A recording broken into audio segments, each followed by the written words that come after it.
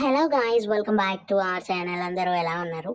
నేనైతే సూపర్ ఉన్నా. ఈరోజు మన వీడియో ఏంటంటే పుదీనా రైస్ ఎలా తయారు చేసుకోవాలో చూసేద్దాం. ఒక కట్ట పుదీనా తీసుకొని చాలా ఫ్రెష్గా ఉంది. ఇది మా రిలేటివ్స్ వాళ్ళ ఇంటి దగ్గర, సో వెళ్ళి కోసేసుకుని వచ్చేసాము.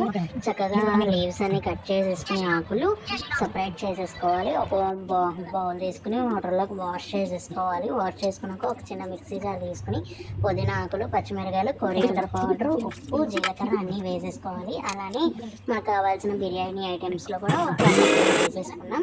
ఫైన్ పేస్ట్ చేసేసుకోవాలి. పుదీనాని చేసుకున్నాక బాండీ పెట్టుకుని ఆయిల్ పోసుకున్నాక వేడెక్కాక బిర్యానీ ఆకులు, ఎండుమిరకాయలు, లవంగాలు, చెక్క, అలానే ఫైన్ చేసుకుని పెట్టుకున్నాం కదా పుదీనా పేస్ట్ని.